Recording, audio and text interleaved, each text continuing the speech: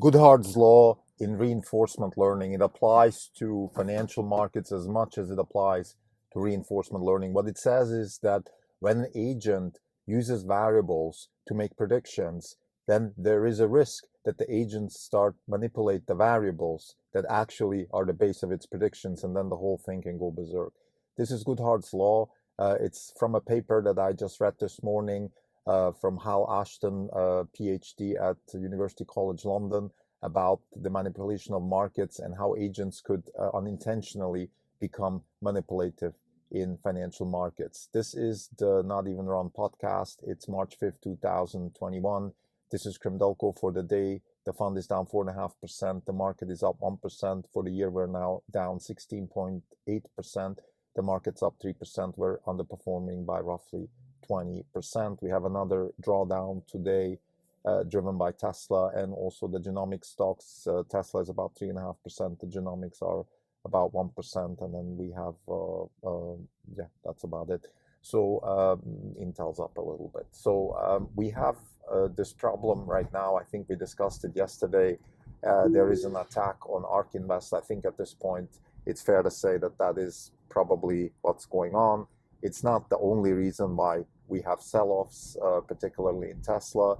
For example, we checked the Pier 80 harbor here in San Francisco, which is the place that Tesla ships their cars to Europe and Asia from, and that place is empty. There's no schedule for the ships this week and next week. We checked with the harbor. There's no scheduling there. So there is some fundamental issues with Tesla, maybe driven by the shortage of chips. I don't want to completely just attribute the sell-off to an attack on ARK Invest, but I still think that this is the main reason why we have this dramatic sell-off now for more than 40% from the peak within a month. I mean, that's very, very aggressive. Almost half the market cap gone within a month. This is aggressive. This is how the markets work sometimes, and we believe that it is driven by an attack against the ARK fund. So before I discuss this more in detail and use Goodhart's law also to explain what could be happening, I just want to come back to the fundamentals. I just want to make sure the way we look at Tesla is, first and foremost, we look at this company from a fundamental perspective. What is the long-term outlook for Tesla? As long as Tesla can grow 50% revenues CAGR, we believe the stock is undervalued, and we're happy to own the stock. The 50% CAGR is going to be driven in the near term by a success in the battery technology roadmap that they outlined on Battery Day. It is going to be driven by a rollout of full self-drive and a better AI and a bigger adoption and a bigger competitive advantage driven through AI. And it is also going to be driven by the ability for Tesla to scale up manufacturing and reduce the capital cost per unit that they also outlined in Battery Day. So those are the three main drivers we believe that Tesla is going to be driven in the near term, and that will be the main reason how Tesla also competes against other companies. The discussion right now in the market is also, sometimes you can hear that, oh, there is competition. There is, let's say, Ford is coming out with a new model, and Volkswagen, and the media are happy to jump on this. There's a lot of Schadenfreude if, let's say, Ford can beat Tesla and things like that. In the way we see it is that there is plenty of market share to be gained in this market. That Tesla has the best product in the market and therefore should be able to keep growing 50%. And that the main question that I have for all these competitors is, fine, if you want to compete and you actually think you can do hundreds of thousands of cars like Tesla and really gain market share against Tesla, then where is your capacity? Where is your battery roadmap? How are you thinking about cost? How are you thinking about profitability? All those questions are not answered. And as long as those questions are not answered, I think this threat of competition is just not a real threat. The main competition that Tesla is driving at is actually competing against internal combustion engine cars, and it's against the driver who sits and drives cars. This is the main competition that Tesla has, and on that front, Tesla is unpenetrable, at least in the near future from our perspective. So now let's get to the mechanics, and let's get to Goodhart's law. Goodhart's law in reinforcement learning says that if you have agents that use variables to make predictions, then sometimes these agents can start manipulating variables and therefore make the predictions obsolete. So for example, you can have, I'm trying to find an example here. Let's take college admission. So college admission uses the SAT test as a prediction of success in college. So the test is supposed to be taken independently of any kind of studying or anything like that. It is just supposed to predict the cognitive ability of a student to succeed in college.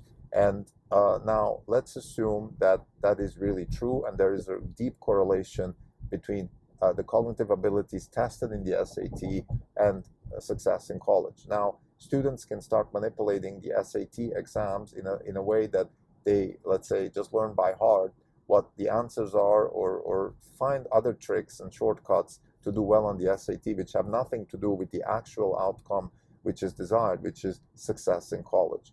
And therefore, you're manipulating the variable SAT to achieve a prediction, but the variable actually has very little correlation with prediction. So this would be one example. Now let's go straight into the financial markets. I could imagine an AI which is using ARK Invest funds as an indicator, as a variable for sentiment. The algorithm could be saying something along the lines of, if the ARK funds outperform the S&P, then sentiment is bullish and growth stocks should be doing better. So let's buy more of those growth stocks. And if the ARK Invest fund underperforms, then the opposite could be the case. Now, I could imagine an AI starting to realize that, wait a minute, I'm using ARK Invest funds as an indicator for sentiment. So why don't I just manipulate the ARK Invest funds themselves and then get my desired outcome, either positive or negative sentiment? So these funds could be doing, let's say, a gamma squeeze, figuring out, well, how can I bring down the sentiment fast? Well, I could squeeze those funds because they also have relatively high positions to the average volume and other indicators which show that if I attack particular funds, for example, the genomics fund, then I can get very fast results, very, very successful results very fast.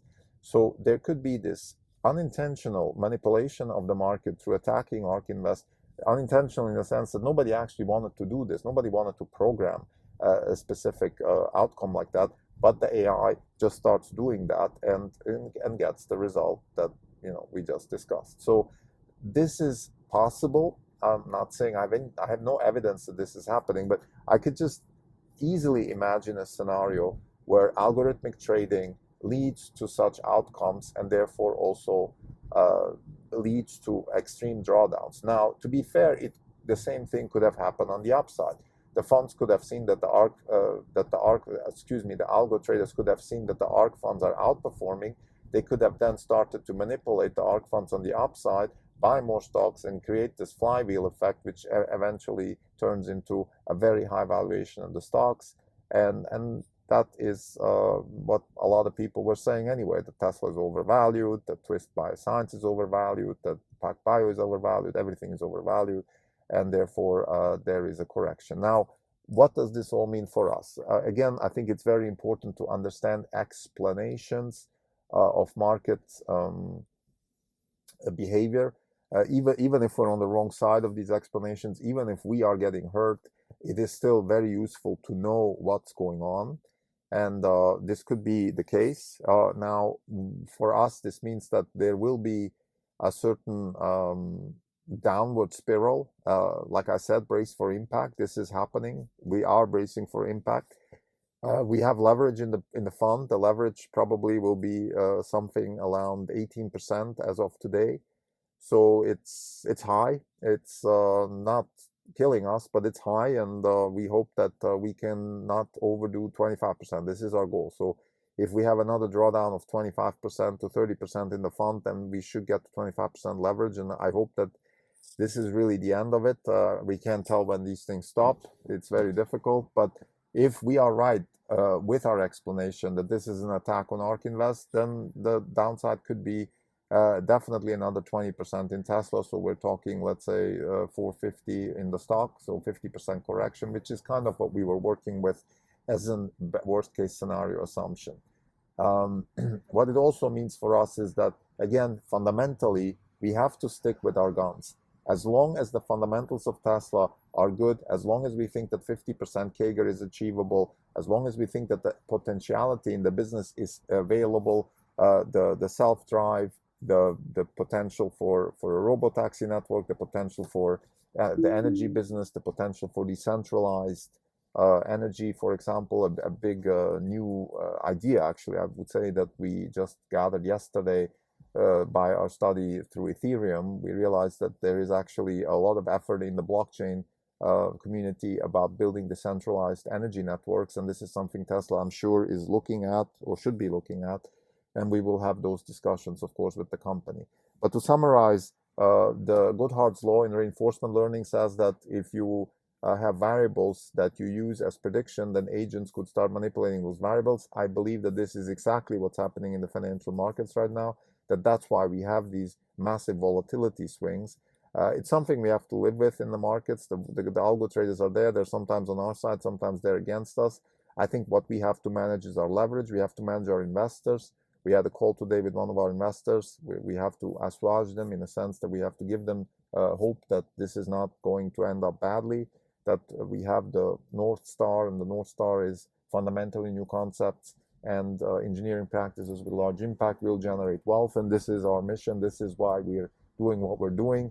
And then we also have this potentiality in the business, in particular with Tesla, but also with our CRISPR genomic stocks, cell therapeutic stocks. Those are enormous potentials that we think are not going to be diminished just because there is a mechanical technical correction in the market. Now let's talk about this mechanical thing. What is a gamma squeeze?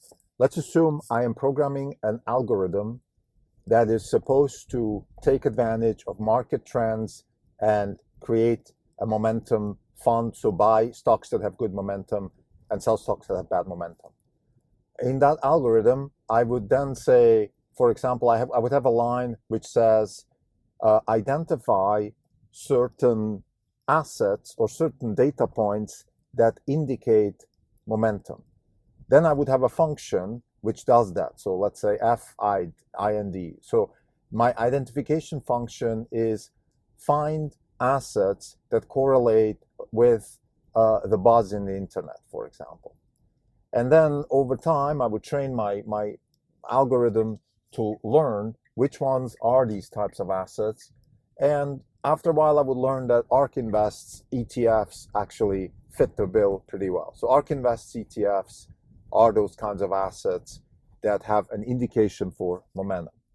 So this is step one. I've identified the asset that has information about momentum. So the fund then, the algorithm, trades according to the algorithm. When ARK Invest funds are up, that means that the sentiment for disruptive stocks, for buzz stocks, stocks that are being discussed on Robinhood and Twitter and all these types of places, these kinds of stocks are doing well. Let's buy some more. Let's buy some more. This creates upward momentum. And let's assume now I am still in the algo space, and the algorithm over time realizes, well, hold on. I am using these ARK funds as a variable to indicate momentum. Why don't I just manipulate the funds themselves so they start indicating the momentum faster? Because my goal is to follow those funds. This is my goal. The prediction of those funds is I should buy more stock. Let's say I should buy more Shopify, buy more Tesla. So why don't I start manipulating the variable? Why don't I start manipulating ARK, for example, ARKK, the fund which has, let's say, Tesla and Roku and Nvidia and all these future stocks with AI and electric cars and online shopping and all these future developments that society is talking about. So let's start manipulating the fund. And now the question is, how can I manipulate a fund like that? Well, I can gamma squeeze. A gamma squeeze means that I look at, let's say, I look at stocks in the ETF that are relatively, where there's a large proportion of the holdings are actually the ARK ETF. So for example, in stocks like Nvidia and Tesla, there is, particularly Tesla, the actual float, the actual tradable float is something like 50%. And of those 50%, ARK Invest maybe owns, 1 or 2%. So that's not huge, but it is a lot if I consider that even of those 50%, probably only half of that really trades. So now I'm getting to a relatively high percentage. I don't know what this number is, but the algorithm is just identifying which stocks should I manipulate if I want that, if I want them to move a lot, and if I want ARK to move with the stocks. And the answer is use those stocks where ARK is a relatively high volume of the tradable stock. Now the gamma squeeze technically is you just buy a lot of options, and if you want it to go up, you buy call options. If you want it to go down, you buy put options. So what could be happening is that, let's say I want now this whole story to be reversed. I want ARK's funds to go down because that means the momentum for these stocks is negative, and I start shorting those stocks. So first what I do is I start shorting Tesla, then I start buying a lot of puts on Tesla or on ARK Invest or on Nvidia or on Shopify, on these types of stocks that are in that fund.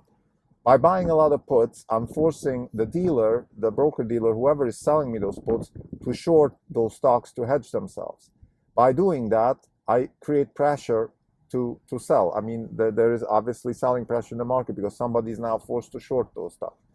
Then the stocks go down. Then I have this momentum indicator telling me, well, the stocks keep going down, the ARK funds are going down, do more of that, short more of that. And there is the flywheel, which can create this pressure to the downside, or the gamma squeeze, as is the technical term. I just wanted to elaborate on this just to give people a sense for what it actually means mechanically when we talk about manipulating stocks and gamma squeeze. And this paper by this person on the University College of London is really interesting because he's looking at the paper I mentioned about Goodhart's law. It's looking at the possibility that sometimes reinforcement learning and AI actually could unintentionally manipulate markets. And my conjecture is that this is exactly what's happening here. It could be completely unintentional, but the way it works, of course, on Wall Street is once something starts, other people jump on the bandwagon, and then the unintentional gamma squeeze could actually turn into an intentional squeeze to the downside. And this is what's happening right now with Tesla, no questions asked, particularly if we look at the stock performance today. For example, the NASDAQ was up 1.5%, the S&P was up almost 2%. We have a very strong market, we have good job numbers, the stocks are all fine, except Tesla, except Shopify, except Nvidia, except.